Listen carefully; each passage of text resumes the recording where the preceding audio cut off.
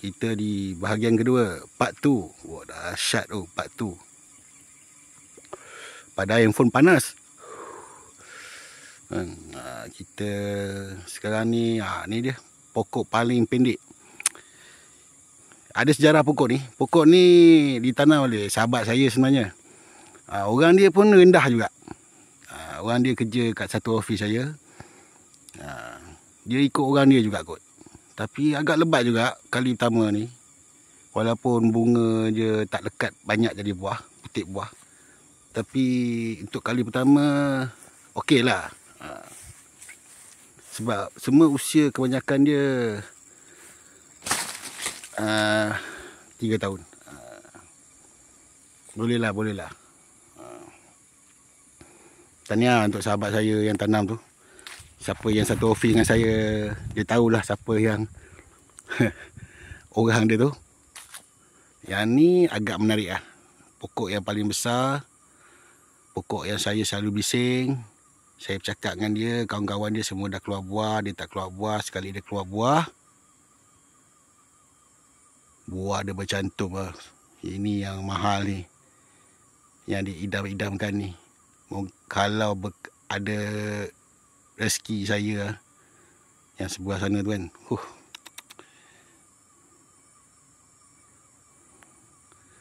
mungkin dia marah kot dengan saya. Tapi tak apalah, janji dia dah tunjuk respon baik lah.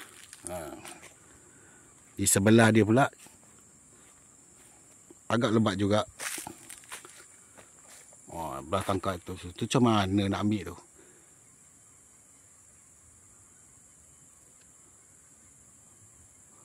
Agak lebat juga. Nak tak nak sepatutnya saya panjat lah. Kata orang tu jadi beruk lah. Panjat, tebang. Memang kaedah dia macam tu pun. Untuk pokok besar, alhamdulillah semua dah tunjuk respon yang positif.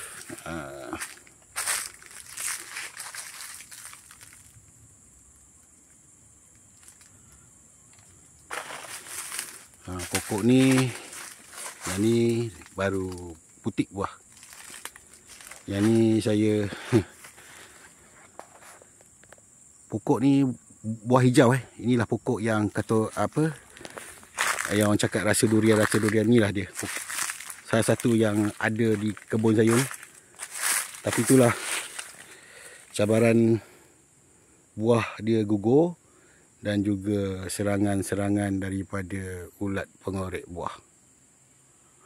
Semana yang bertahan mampu ni, saya harap moga-moga ada hasil yang baik lah. Jahat ni ulat pengorek buah ni. Ini kalau betul-betul satu pokok tak ada mengalami keguguran lah, dia punya hasil lebih daripada 25 kilo saya rasa. Setiap tangkai dia berbuah. Saya harap mana yang ada tu mampu tahan lah. Okay brother. Sebelah sana pun masih, orang kata orang tu, sama juga, baru berputik jadi buah. Agak lebat. Semoga ada hasil yang baik. So secara keseluruhannya, saya rasa berpuas hati dengan kondisi pokok-pokok saya.